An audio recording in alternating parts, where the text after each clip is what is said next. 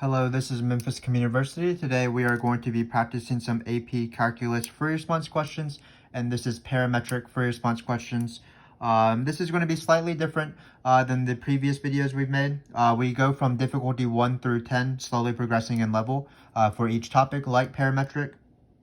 So today we're sort of in the middle-ish level. We still have a calculator, which is great, but it is going to be slightly harder than the previous examples.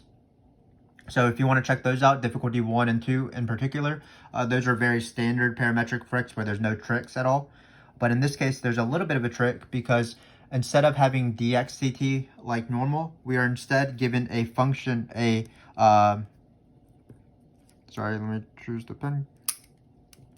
We are instead given a position x of t with a graph as opposed to dxdt just outright stated. But we do have dy dt like normal, and then we have a position at a certain time, t equals 5.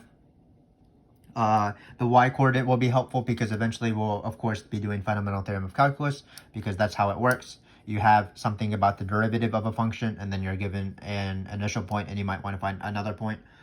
So that will be a thing eventually in this free response question. But let's talk about this graph again.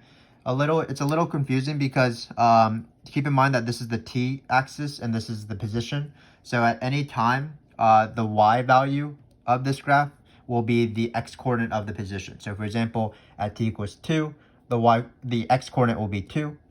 At t equals 3, the x-coordinate will also be 2. At t equals 0, the x-coordinate is negative 2. And at t equals, for example, 5, it looks like the x-coordinate is indeed at 1. So this is how the graph works. Keep in mind that this is not the graph of the path of the particle. The particle is traveling in the xy plane, and in the xy plane, it's the x-axis and the y-axis, of course, and you cannot see any times. This right here is just telling you what the x-coordinate will look like as the particle is just doing its thing and dancing around. So it's going to be a little bit harder of a question, but of course we're going to be using the same rules as normal. So let's get started. So the first question asks, at what time is the particle at rest? So in particle motion free response questions, which is the AB equivalent of parametric fricks, the particle is at rest when the velocity is 0. But here we have two velocities, both dxdt and dy dt. So we want both of them to be 0, because if dxdt is 0, that means it's not moving in the horizontal direction. If dy dt is equal to 0, that means the particle is not moving in the vertical direction, which means for the particle to be at rest, it needs to be 0 for both of them, so it's not moving in any direction, basically. So let's first talk about dxdt being equal to 0. So normally, I would just be given a dxdt function. I would just type that into a calculator. We can use a calculator in this question, graph it, and just find the zeros. But here we have a position of x. So the question is, how do you read dxdt values on this graph? What you should think about is just think about x being the position. It really is the position. It's the x-coordinate of the position. So dxdt would be the velocity. It would be the derivative. So to find dxdt values, sorry about how we have to keep going up and down. That is the perils of using technology. But to find dxdt being equal to 0, what we need to do is we want to be finding slopes, and we want to find where the slope is 0. Well, the slope is 0 on this graph where you have a horizontal line. So in this case, the slope is 0 between 2 and 3. Be careful not to include 2. X prime of 2 is not equal to 0 because you have a sharp point here. The line segment changes at 2 and at 3. So x prime or dxdt is equal to 0 in this case on this line segment, not including the endpoints. So in this case, it will be t is between 2 and 3. So that is where the particle is at rest that's where the x derivative is equal to 0. So finally, what we want to do is we want to find where the y derivative is equal to 0. And then we're going to just see which zeros are in common with both of them. Which zeros do the derivatives share. So what we want to do is we want to set this guy to be equal to 0. But this is a cosine graph, so the cosine graph might have actually a lot of zeros between 0 and 7. And I don't want to write all of them because I'm lazy. So what I'm going to do is, I know that the 0, both of these functions have to be 0 at the point. So I don't have to consider zeros that are not within this interval, even if it's a 0 for y prime. So for example, if y prime equals 0 at some number past 3 and between like 4 and 5, I don't really care about it, because while the y coordinate, the y derivative would be 0, the x derivative wouldn't be, so it wouldn't be at rest. So when I find these y zeros, I'm not actually going to find the y zeros for the entire interval. I'm going to find the y zeros only between 2 and 3, just to save a little bit of time. But to find the y zeros, of course, we use a calculator. This is my friend Freddie here. He is glad to meet you guys. Perhaps you already know him. So what I'm gonna do is type in this function slowly. I'm not gonna use t's. I'm gonna use x's, because that's how Freddie likes how he likes me to type in things. So I'm gonna write x minus 2. Just be careful here. Sometimes the calculator, Freddie's not very smart. Sometimes if you just write cosine, he doesn't understand that it's in a multiplication. So you do want to write multiplied. That is true for inspires as well. Some of my students have calculus and TI inspires. And for those calculators, you do need to have that multiplication sign. So this is the first function. Again, when I do my window, I am going to be focusing on times between 2 and 3. You might not be able to tell this is a 3, so I'm going to rechange it as a 3. So let's do that. So I'm going to go like negative 1.8-ish, for example. And then I'm going to go to like 3.2-ish. And then cosine graphs are usually pretty small because of the amplitude. So I'm going to change this to negative 2 and 2. And let's see what Freddie has for us. So it looks like the graph. Oh, definitely typed in the wrong thing. So let's go back to the window. I don't want negative 1.8. I just want 1.8. Because again, I'm trying to find zeros of this function right here, in between 2 and 3. So we want to find where t minus 2 times cosine of t squared is equal to 0. So let's do that. So it looks like it's in 3 spots here, 1, 2, 3. Let's find the first one. So the first one, I can spoil it for you. It's going to be this t equals 2 part. But keep in mind, again, the particle will not be at rest there, because at t equals 2, the derivative doesn't exist. So x prime doesn't even exist at that point. So it's not 0. So we are going to go to it. So let's do calc, of course, 0. Just to show you that this 0 is 2. It is, but often good to verify things that you believe to be true. So left bound, right bound, and 0. So it is 0. So let's find these other two zeros, because those are the zeros we actually care about. Those are the zeros in between this interval that will make both derivatives 0.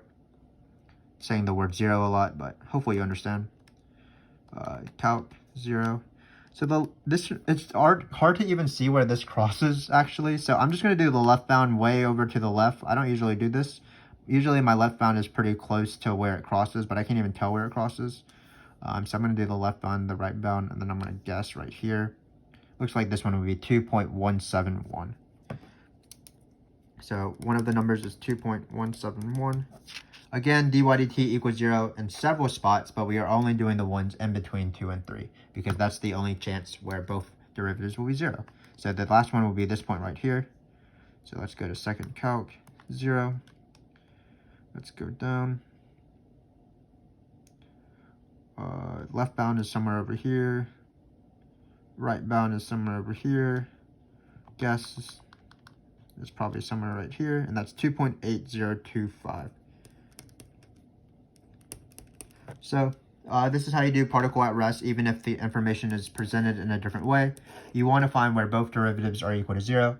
The easy one is dy dt, because they just gave it to me, so I set that equal to 0 in a calculator. And dxt is also not too bad, keeping in mind that the dxt is found using slopes, so we want the slope to be 0 or for the line segment to be horizontal.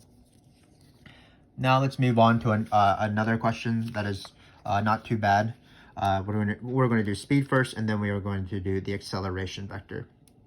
So in this case, speed, or not in this case, in every single case, is the formula for the square root of the derivative squared.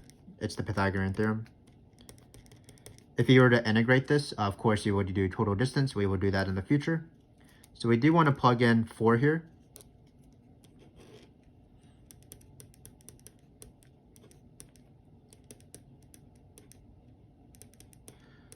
So it looks like, again, we have x prime of a number and y prime of a number, in this case 4. So we're going to probably find x prime of 4 and y prime of 4 in different ways. To find y prime of 4, all we're going to do is plug in 4 into this equation, so that shouldn't be too bad. And then to plug in x prime of 4, again, x prime values on this graph are the slopes, so we just need to determine the slope of this line right here sorry, the question shouldn't be 4. Oh, it can be 4, it doesn't matter. So at 4, we want to find the slope at this line. The slope at 4 is the same as the slope for this entire line segment. So if you want to do slope, to be careful, this point right here is 7, 0. This point is 3, 2. So let's just do y2 minus y1 over x2 minus x1. It's going to be 2 minus 0 over 3 minus 7. So that's 2 over -4, which is -1/2. And you can eyeball it. It runs 1, goes down.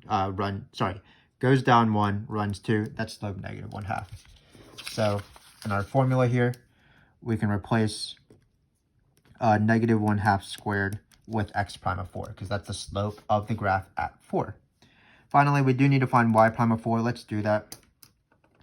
So let's quit this. Again, all we do is plug in 4 into this one because this is y prime right here. So we're going to write 4 minus 2. Don't even trust myself with 4 minus 2.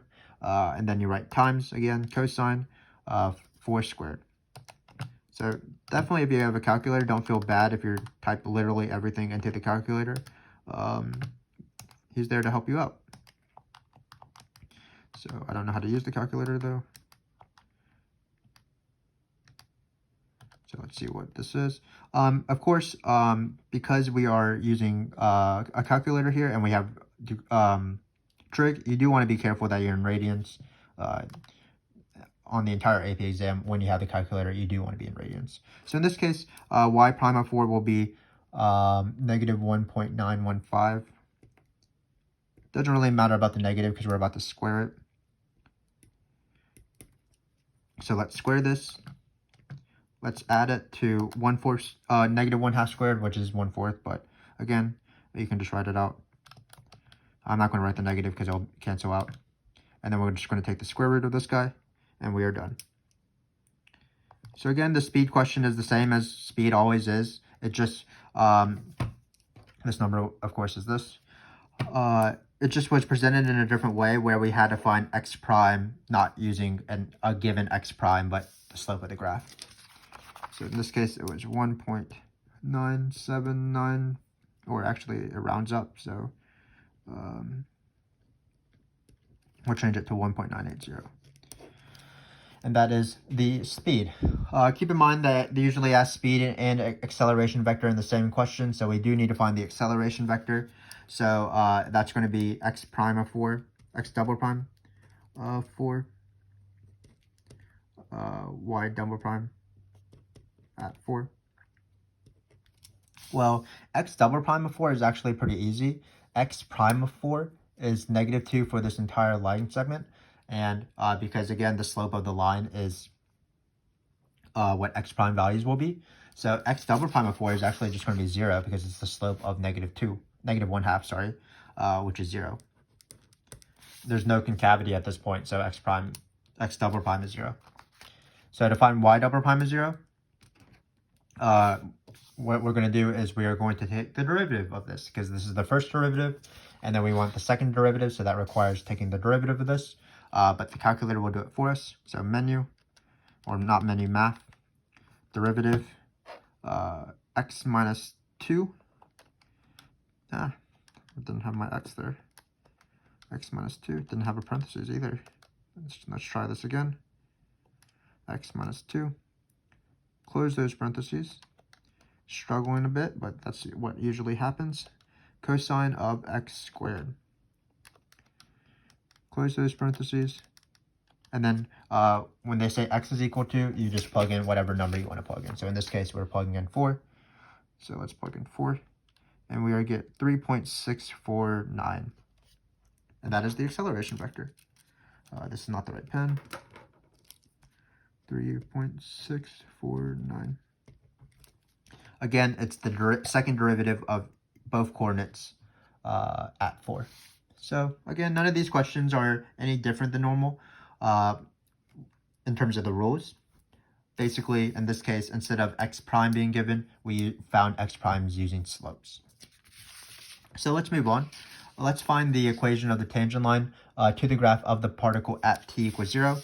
So remember that this givens, we have that at t equals 5. The particle is at 1, 3. That's lovely.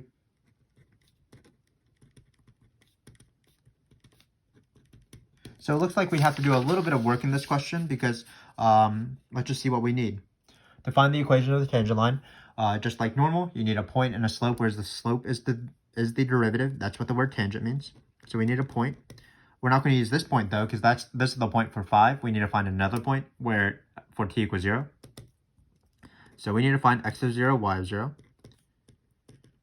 And then we need to find the slope. The slope is the derivative. Keep in mind though that there's multiple derivatives. There's x prime of t, which is dx dt. There's y prime of t, which is dy dt, and there's dy dx. The derivative we want is dy dx because that is the derivative of the tangent line. So we want dy dx at x is equal to 0. So we have several things to find. Let's just go slowly and let's just find each one. So we need to find this thing, and then this thing. So x of 0, that's going to be the easy one actually, because remember this graph is of x. So it's just going to be the y value of this line because of this function at 0, because this is x. So it looks like it's just going to be -2. Because y of t is presented in a different fraction than x of t, it's probably not going to be the same thing. And here, of course, we are going to do the fundamental theorem of calculus because we're given a derivative. I can't pronounce the word derivative sometimes, but we are given a derivative. We are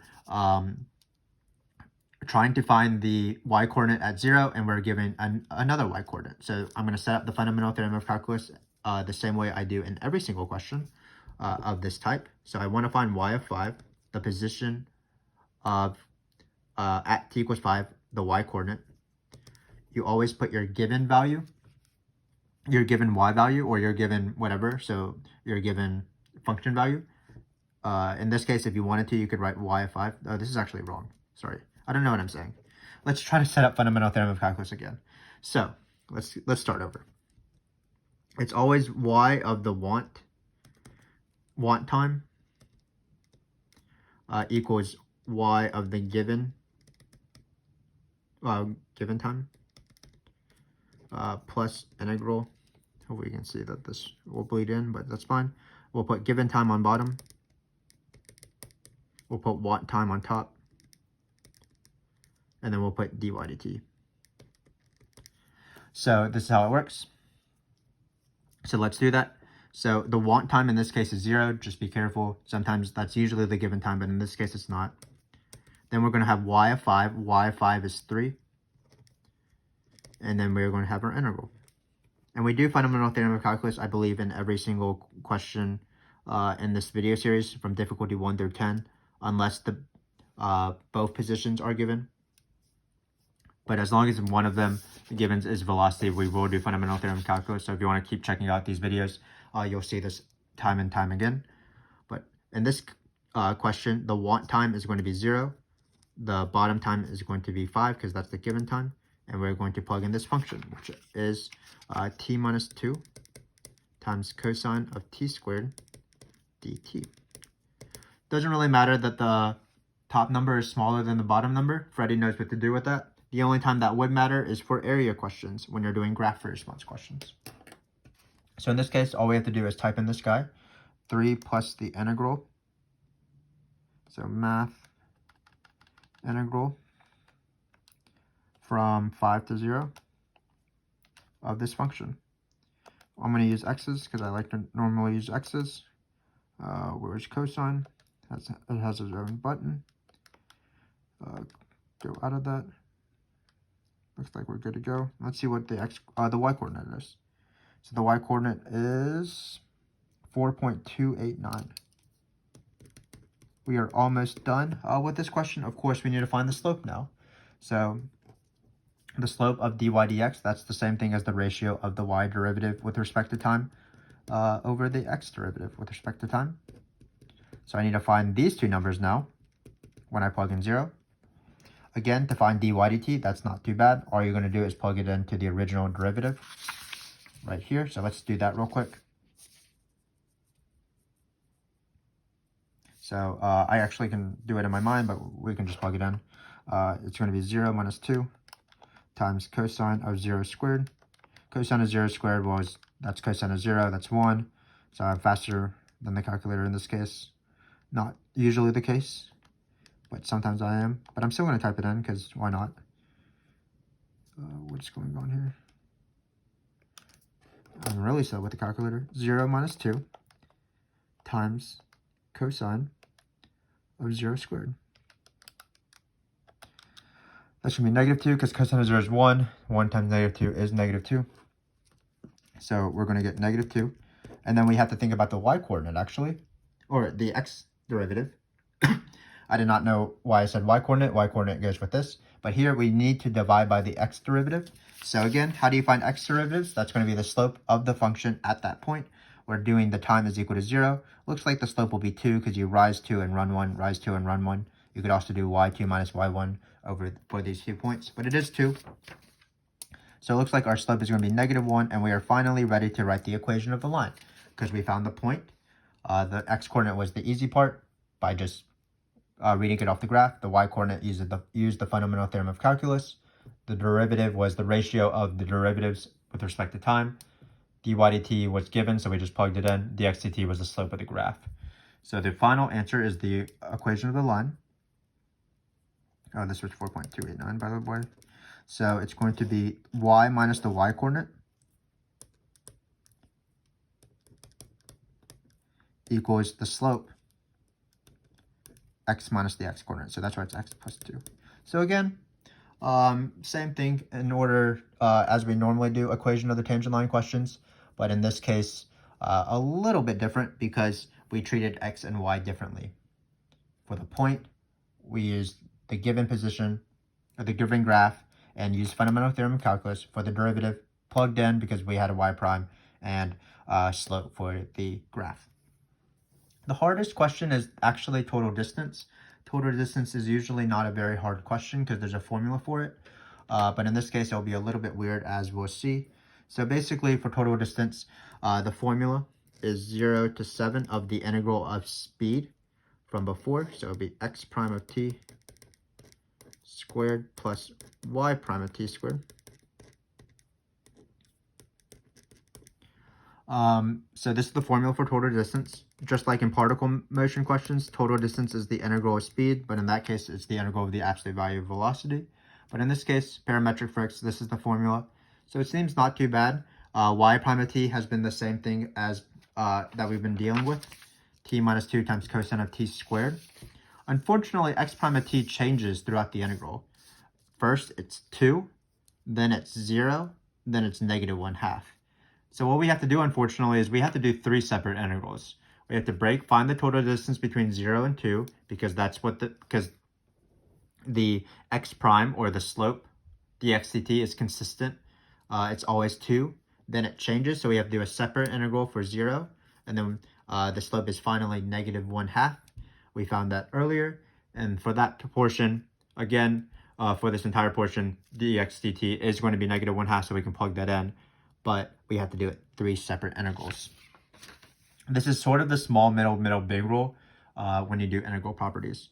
In order to do an entire integral, you can break it up into pieces.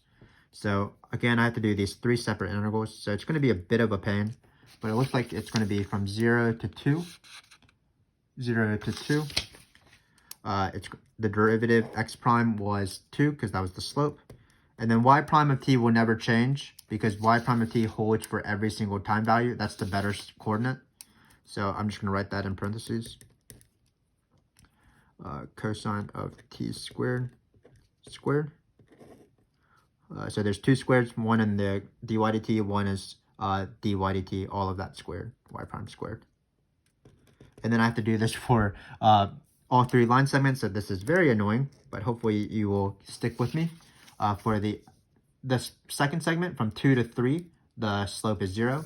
Not too bad. So we're going to write 0 squared instead. I'm not sure if you can hear the rain in the background, but there's no better thing to do when it's raining outside, then do some parametric fricks, of course. So I'm glad that you are joining me as we finish this free response question. Finally, from 3 to 7, the slope is negative 1/2. So dxdt on that entire interval is negative 1/2. This is not equal, this is plus. We're going to add up all these together. So from 3 to 7, square root of negative 1/2 squared plus all of this. And this is going to be a bit of a pain to type into the calculator, of course. But we can do like sort of a control copy pasting to save some time after we type the first one in. So I don't think it'll be too bad. I might have just jinxed myself, but we will see. But again, this is the small middle big rule. To take the integral of 0 to 7, you can first find the integral from 0 to 2, 2 to 3, 3 to 7. And why are we doing all of this? It's because x of t is a piecewise function, so we do 1 for each of these line segments. So let's just type this in and we will be done. So I'm going to type in the first one. So I have menu integral. It's going to be 0 to 2. I'm going to start a square root because it's the square root of everything. Then I'm going to write 2 squared. Let's write it in parentheses. Obviously 2 squared is 4, but again, I don't like to type in that much stuff. Then I'm going to start an add, and then I'm going to put y prime squared. So that's going to be x minus 2 times cosine of x squared. Go outside of the exponent, close the parentheses. That's the parentheses for the x squared, so we need another parentheses. This is the closed parentheses for the dy dt. We are not going to forget to square this, and that should be the integral that we want here. This answer is 4.475. We can write it down, or we can just type in all three and then add the numbers in the end. But this first one is 4.475. And again, I just have to do this for each of these three pieces. It is a bit of an annoying process, but hopefully you can see that it's actually pretty easy to type in the second one and the third one. All I'm going to do is change the numbers on the integral. So 2 now to 3. And then I'm going to replace 2 with 0 because that's what dxdt is in this case. It's still squared though, but 0 squared is 0. So in this case, we are going to get, hopefully the calculator can do this, 0.29536, it looks like.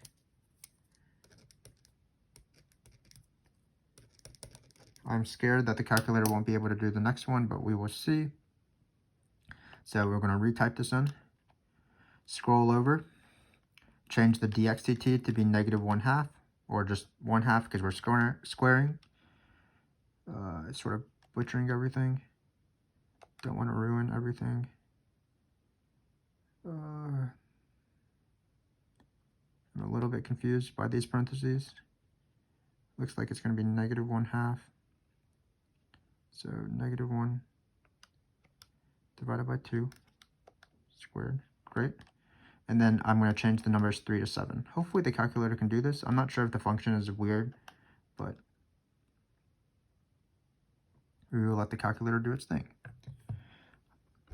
I didn't think about that the calculator wouldn't be able to do this integral because the area might be too much. And that might be the case, which is unfortunate. Basically, the particle is traveling so much that the number is too big. So we might have to stop in this case, which is kind of sad because we worked so hard. But that's life sometimes, you know. Didn't write the best. Oh, the calculator is going to give it to us. That's great. I should not have doubted Freddy. So this is going to be 8.037. Wow. I doubted my friend, and he still pulled through for me. So in the end, we're just going to add these three numbers. So we're going to take this guy. We're going to add this guy. And then we're going to add the final guy. And we're going to get syntax because we didn't write the plus. So I think the plus would be in between this 4.4 number. So insert a plus here. And we're going to get 12.807 or 8.8. So this is all 12.808. So this has been quite an adventure. This parametric fric has been a little bit harder than I expected, but let me just go over it real quick, just so we can review it. This has been a pretty difficult parametric fric. So basically, it's unlike other parametric frics, because usually parametric frics have dy dt and dx dt. In this case, x of t was presented in a graph. So to find dx dt values, we found the slope of the graph at a certain point. That allowed us to do at rest because we wanted to set both of these to be equal to 0. And here, this is where dx dt was 0. dy dt equaling 0 was found using a graph. Similarly, it allowed us to find the speed formula because when we found x prime of 4, we found the slope at 4 of this graph. Y prime of 4 was pretty easy because, again, you're just plugging in 4 into the given. Acceleration vector also was a little bit tricky. The derivative of 0, or the derivative x double prime of 4 was 0 because x prime was negative 1/2 throughout this entire line, so the slope of that is 0. The derivative of any constant is 0. Finally, y double prime of 4, that was used from a calculator because we took the derivative at 4 of this thing, because the first derivative of the derivative is the second derivative, and we plugged in 4, and that was that. And then for the part C, we did equation of the tangent line. So equation of the tangent line, how that works is we found we needed to find a point and a slope. For the point, we use x of 0, we just use the y value of the graph. For dx dt, we use the slope. And then for y of 0, we had to do fundamental theorem of calculus, always our favorite thing to do. For dy dt, we just plugged in 0 into the slope. And this is how we were able to find the point and the slope. Finally, we did total distance. Total distance is an easy formula. It's just the integral from 0 to 7. But unfortunately, x prime is piecewise, so we had to break it up into 3 separate integrals, where for each one, we plugged in whatever the slope of x was at over that interval. So 2, 0, and negative 1/2, because that was x prime over that interval. And we just added these 3 together.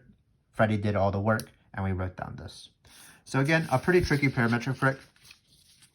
I guess sometimes they can be a little bit more difficult than the more standard level, but that's of course why we are doing this. I hope that you continue watching this video series, as you'll see other tricks as well. For example, in the next fric, some sort of related rate question, I believe, will appear. And then on the later frics after that, we will lose the use of Freddie. Unfortunately, there will be non-calculator, so from difficulty 6 all the way up through difficulty 10. And those will help a lot on the multiple choice section, I believe, as well. So again, thanks for joining me. Hopefully you had quite an adventure, and I hope to see you for the next adventure. Thank you very much.